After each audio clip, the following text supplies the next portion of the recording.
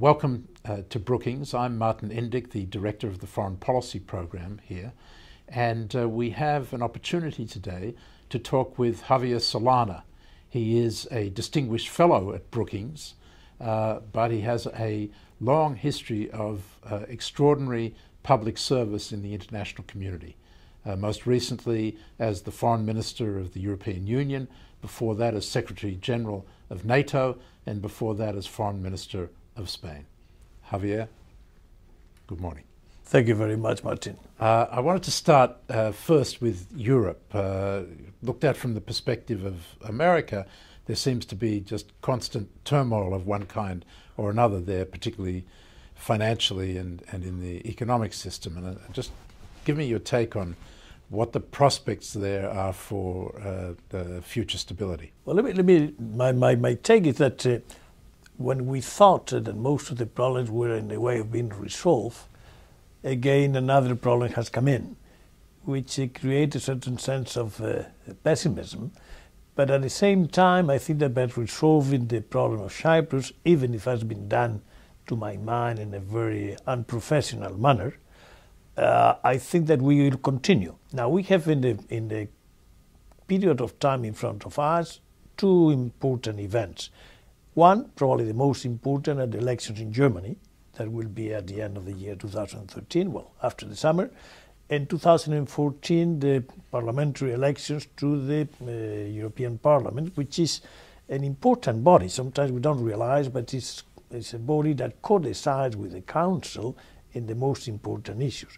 So let's see how we can travel until the elections in Germany, and see after that we have the panorama a little bit more open. So the German Chancellor presumably will be more able to be a little more lenient in the German approach? I think that the possibility is a change in government, not a change in the Chancellor. Very likely the Chancellor will continue, but the coalition will be different. And with that situation in 5 years in front, they may do the changes that are necessary on the austerity programs to generate the potential growth that is not taking place now.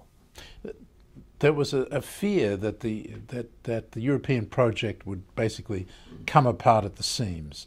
Are you still optimistic that in the end the integration process will succeed? Well, I'm not optimistic, but I'm not naive. It's going to be very difficult to maintain, but I see that any other alternative is way much worse. And therefore, I think that the leaders will continue moving forward. And I think that the only outcome is more integration, not less integration. That will present some problems because the UK, for instance, will not be happy to be more integrated. But we have to see how we find this the new arrangement that maintains a core, which is very integrated, and other circle in which other countries that belong to the European Union and not belonging to the Eurozone can live together with us. A two-track Europe. More than two-track, not two speed, but two-track. Yes. Two-track. Where does Turkey fit into this, if at all? Well, I think that we have another opportunity to Turkey now. If this two-track Europe becomes true, that will not happen tomorrow, because the possibility of Turkey joining on that track, because Turkey will not be part of the Eurozone and may be accommodated in this second track. I think that, well, this is a dream, but this is the type of dream that realist people have to think about. Let's move to Turkey's neighbor, Iran. Negotiations are going ahead now in Kazakhstan on its nuclear program. What do you assess as the prospects for negotiating meaningful curbs on Iran's nuclear program? Well, I don't think it will be any chance of moving in the serious manner before the elections in Tehran, but I think in June, the preparatory work can be done. The first meeting in Kazakhstan was read as something positive. Let's hope that the second is read as something positive. It maintained the negotiation going through the period of the electoral process, and after that really get a much more energetic negotiation with the new team. I think my position is that it's going to be very difficult, very, very difficult, but it's doable. And I would like to underline both words, difficulty, but at the same time doable. And what does the doable look like in the end? What is the The deal doable you will be imagine an can be done? agreement, to my mind, that will be accepted. It will be basically around the 20%. How this is maintained at the richer end of 20%. And around those figures, I think that an agreement could be reached, or it's possible to be reached. Syria, we have a situation that in some ways is Kosovo-like.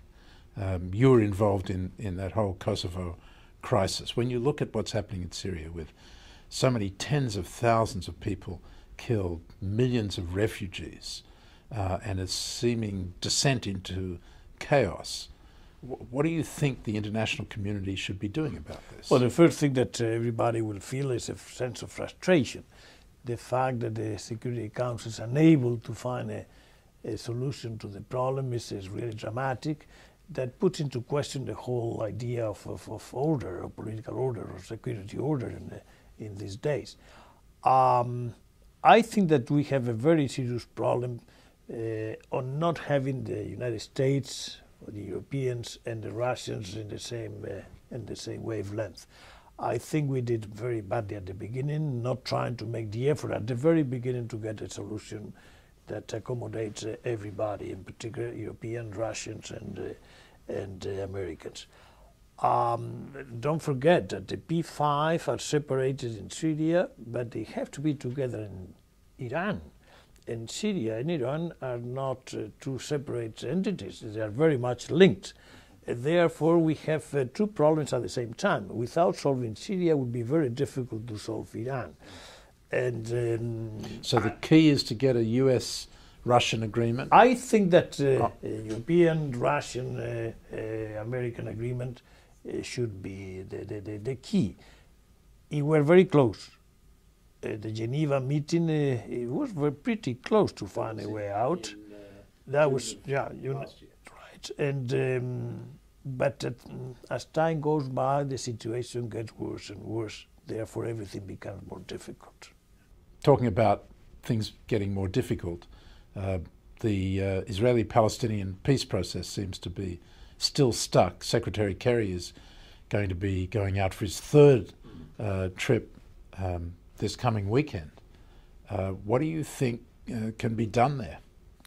Well, I think that the best news is that what you have said, that Secretary Kerry has been 3 times in a very short period of time. And he has wanted to stop, to make clear that before he goes to Africa, he stopped there, in order not to give the impression that pivoting to Asia means forgetting the Middle East. But well, the problem still is there. No progress has been made to this moment, I think. But Kerry is a very stubborn personality, has experience, has a good knowledge of the problem, and is the best thing we have now at this point in time to get something moving. I hope very much that will be the case. Otherwise, still other problems of the Middle East will continue to be unresolved. At the end, the Palestinian-Israeli problem continues to be at the center of gravity for stability in the region. It's not that it will solve the other problems, but it will make it easier to solve them. One of the other problems is what's happening in Egypt, with a really tense and difficult situation between the opposition and the Muslim Brotherhood presidency, with the military on the sidelines, the IMF trying to negotiate an agreement, and meanwhile the economy is sliding towards a disaster, it seems. What do you think needs to be done there? Well, I think that the priority to my mind at this point in time would be the economy. If time goes by without doing anything in the economy, the politics will be impossible. So to get an agreement with the IMF, it would be very important, but for that, the government has to do the reforms, or at least begin to do the reforms that they come along with the package.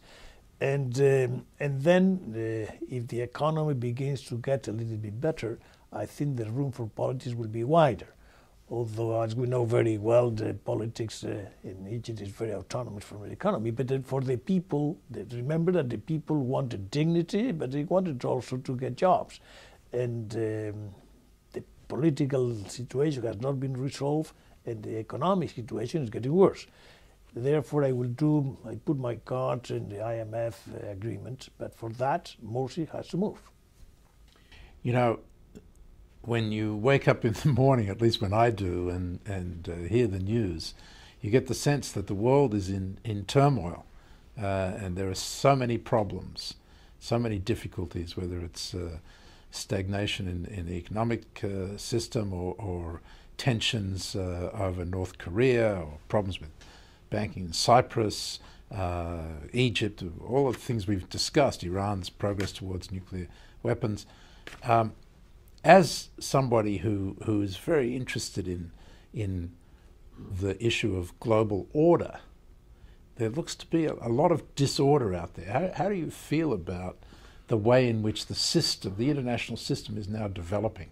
Well, I feel sad, if I may say. I expected much more to take place and learn from the crisis, from so many things have taken place. I don't see the G20 playing its role. I don't see the Security Council playing its role. I may have some hope that some of the regional organizations may play a more important role, but regional organizations like right, or the UN or the ASEAN, the Arab League, etc., they may play more role. And the African Union, for instance, playing a more important role, and they will be able to dynamize the system. But I don't think that the governance of the world is getting better. At least they are not getting better at the rhythm that we expected. Javier Solana, thank you very much. Thank you very much, Martin.